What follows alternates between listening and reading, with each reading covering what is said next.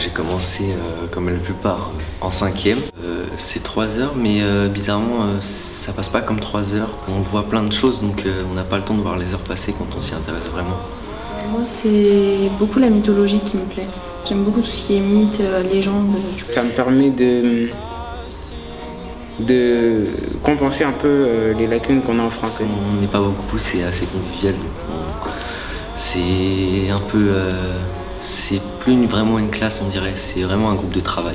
Le latin m'a beaucoup aidé dans d'autres matières, comme les matières scientifiques.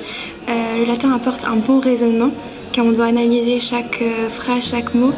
C'est vrai que ça aide beaucoup pour le français, aussi pour l'espagnol. Pour certaines autres matières comme la philosophie, tant par l'apport de culture générale que par aussi les cours qui sont très riches en enseignements. À Pompéi, vraiment le temps s'est figé à cause de l'éruption. Le temps vraiment là-bas s'est arrêté, c'est vraiment incroyable, c'est à voir. C'était sympa de se balader dans la rue comme ça. Il y avait des chiens errants, il y avait beaucoup de chiens errants. Le Colisée a été pour moi une sorte de révélation. On se sent ridicule à côté, c'est vraiment immense.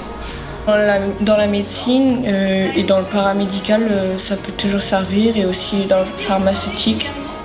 Par exemple, si je fais un ingénieur, je sais que je vais devoir être précis, donc avoir été précis dans mes traductions peut m'aider.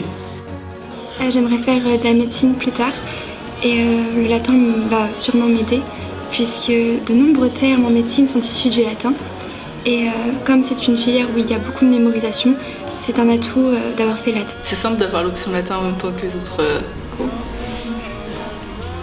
Ça ne rajoute pas de travail de faire l'option latin.